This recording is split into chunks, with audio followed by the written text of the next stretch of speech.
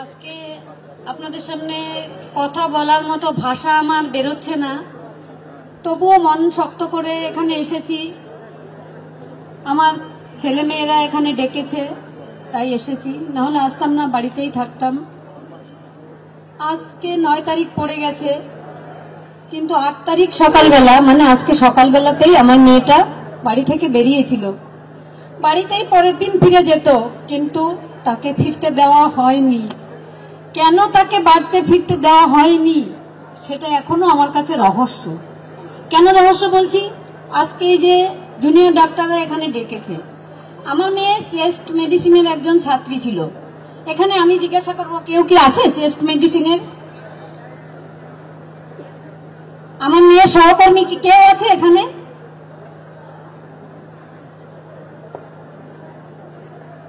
হয়তো বা নেই।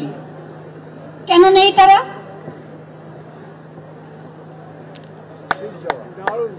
আচ্ছা, কেন নেই তারা এখানে? আরজিকর হসপিটালের মধ্যেই আসল অপরাধীরা ঘুরে বেড়াচ্ছে এখনো, এবং শ্রেষ্ঠ মেডিসিনের মধ্যেই সমস্ত রহস্যটা লুকিয়ে আছে। কেন সেদিন যে মেয়েগুলো ছিল তারা তাদের সহপাঠীকে হারিয়েছে, তারা 30 জন মিলে কেন ডেড বডিটা সেদিন আটকাতে পারলো না?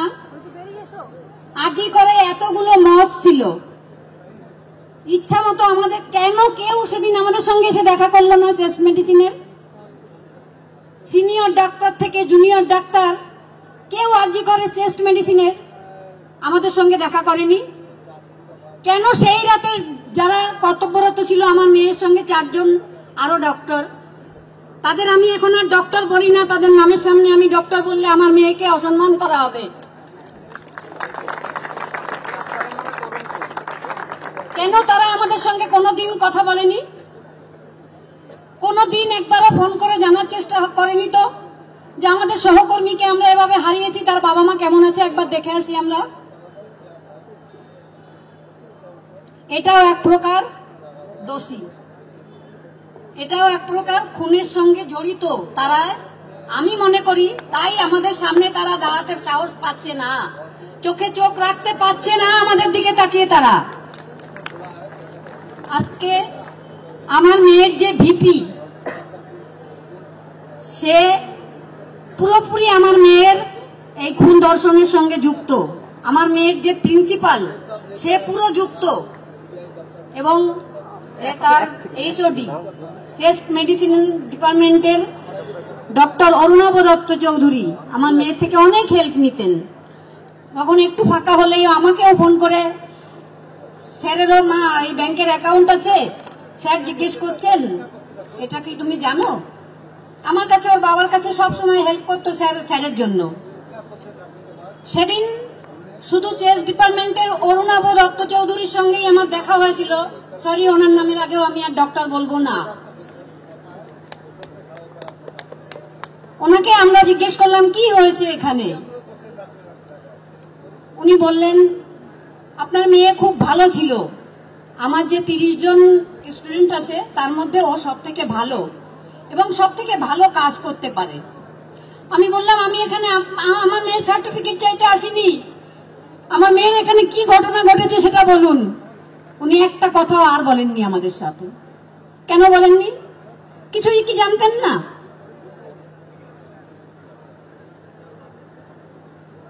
কিচ্ছু কি জানতেন না? সন্দীপ ঘোষ যদি না জানতেন তখন তাহলে ফোন করলে উনি কিভাবে বললেন বডিটা মর্গে পাঠিয়ে দাও? কি করে বললেন? আমার মেয়ের কি কোনো অভিভাবক ছিল না? ওটা কি একটা বেওয়ারিশ মেয়ে ছিল আমার?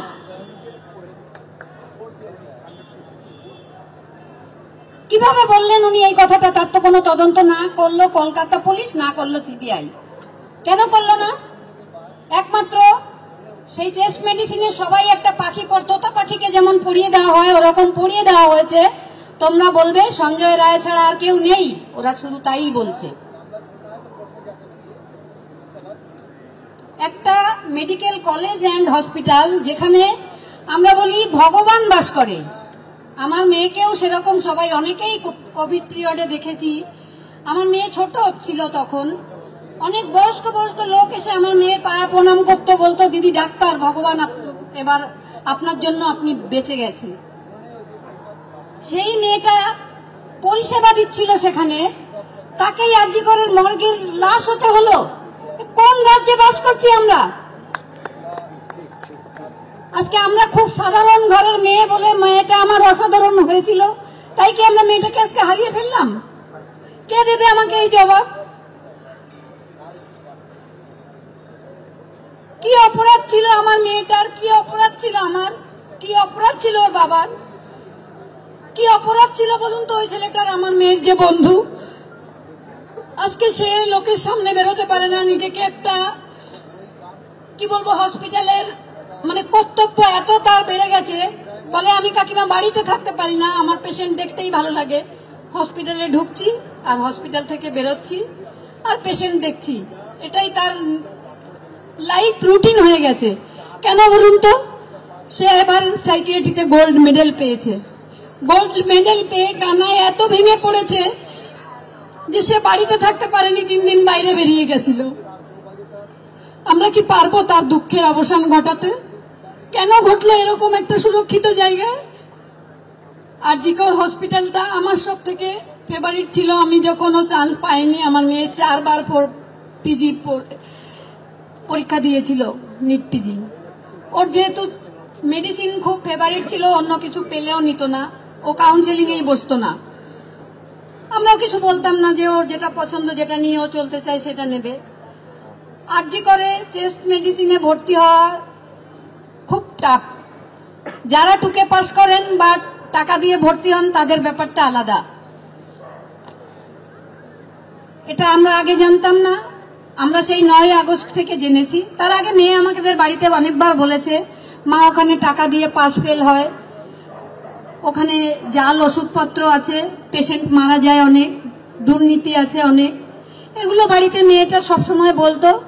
কিন্তু তার জন্য যে ওকেই আমরা হারিয়ে ফেলবো, একটা সরকারি প্রতিষ্ঠানে, একটা জনবহুল হসপিটালে একটা সঞ্জয় রায় সিভিক ভলেন্টিয়ার, সে এসে একজন ডক্টরকে খুন ধর্ষণ করে চলে গেল, বাকি হসপিটালের কেউ কিছু জানতে পারলো না।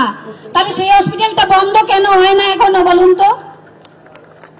সেই হসপিটাল চালানোর অধিকার কি সরকারের থাকে? আর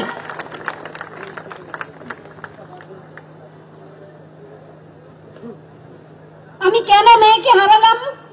আমি কি খুব প্রভাবশালী নই বলে আমার মেয়েটাকে আজকে হারিয়ে ফেলতে হলো? যারা প্রভাবশালী তারা টাকা পয়সা দিয়ে বাইরে মেয়েকে পাঠিয়ে দেয়, ছেলেকে পাঠিয়ে দেয়, সুরক্ষিত জায়গায় পাঠিয়ে দেয়। আর আমার মেয়েটা মেধার ভিত্তিতে সরকারি হসপিটালে চান্স পেয়েছিল। সে পড়াশোনায় অনেক ভালো ছিল, অনেক পরিশ্রমী ছিল, তাই তাকে মানে পৃথিবীতে বেঁচে থাকতে দেওয়া হলো না। আমি সেই রহস্যটাই জানতে চাই। মেয়েকে আমি হারিয়েই ফেলেছি। এই সময় সেই রাতে ওর চিৎকারের আওয়াজটা আমার কানে পৌঁছেছিল না, কিন্তু প্রতি রাতে সেই চিৎকারটা আমাকে দগ্ধ করে, আমি ঘুমাতে পারি না। আমার সঙ্গে সঙ্গে হয়তো আপনারা অনেকেই ঘুমাতে পারেন না, কিন্তু কেন বাংলায় এই অবস্থাটা হলো? কেন তাকে এই পৃথিবী থেকে চলে যেতে হলো? কারা তাদের আমাদের থেকে ছিনিয়ে নিতে বাধ্য করলো? সে তো বাবা মার কাছেই ফিরে যেতে চেয়েছিল জনসেবা করে। কারা এই করলো সেটা যতদিন এই রহস্য না আমি উদ্ঘাটন করতে পারবো, ততদিন আমি এই আন্দোলন চালিয়েই যাব। আপনারা সবাই আমার পাশে থাকবেন, যেভাবে এতদিন, আজ 1 বছর হয়ে গেছে, আপনারা আমার মেয়েকে ভোলেননি কোনোদিন, হয়তো কোনোদিনই ভুলবেন না, আমরা দেব না ভুলতে। আমার মেয়েটা টাকা পয়সা চাইতো না, চাইতো শুধু মা আমার নামের পরে যেন অনেক ডিগ্রি থাকুক, আমি যেন অনেক মানুষের পরিষেবা দিতে পারি।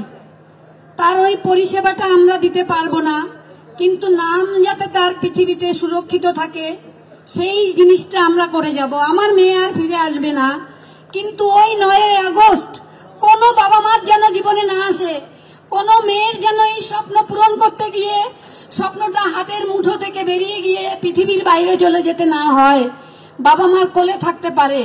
আমাদের লড়াই সেখানেই। এই দুর্নীতির সমাজ, এই স্বাস্থ্য ব্যবস্থার যে দুর্নীতি 9 আগস্ট আমরা দেখেছিলাম 2024-এ, সেই দুর্নীতির যে শিকড়, সেই শিকড়টা আমরা উপড়ে ফেলতে চাই। মেয়ে আমাদের আর ঘরে আসবে না।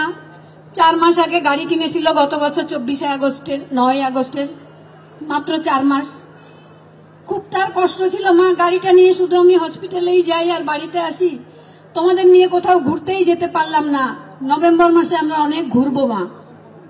তার কোনো স্বপ্নই পূরণ হয়নি, পুরোটাই অধরা।